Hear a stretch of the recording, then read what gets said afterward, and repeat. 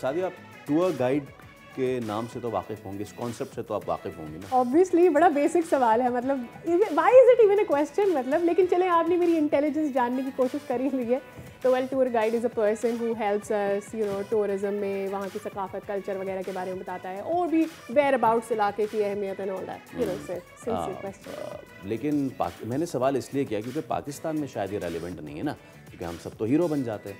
अब ये कि भाई टूर गाइड की जो फराम करदा खदमात हैं वो शायद हम लेते नहीं हैं। हाँ, हम इसलिए नहीं लेते ना क्योंकि मुझे ऐसा लगता है कि ऑलरेडी पाकिस्तान में ट्रैवलिंग इतना आसान नहीं है ना, इट्स एक्सपेंसिव, और उस पर भी फिर मेरे ख्याल में लोगों को ये परेशानी होती है कि यार पहले बजट पूरा करेंगे, उस बजट पूरा करने के बाद फिर एक टूर गाइड को भी पैसे देंगे, तो इससे बेटर ये नहीं है कि हम अकेले ही अपना काम कर लें। नहीं, लेकिन पता है क्या, 1000-1200 में ये सौदा महंगा नहीं है बॉस। क्यों?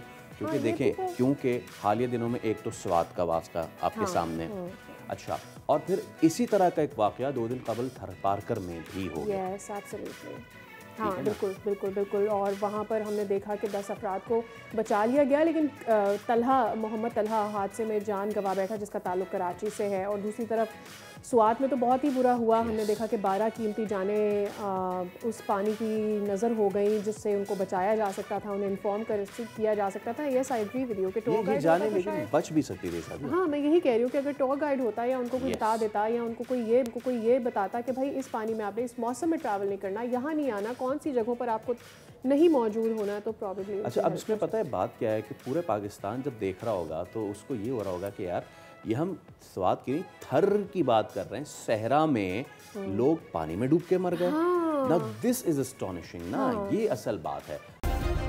सब्सक्राइब करें और बेल दबाएं ताकि कोई खबर रह न जाए।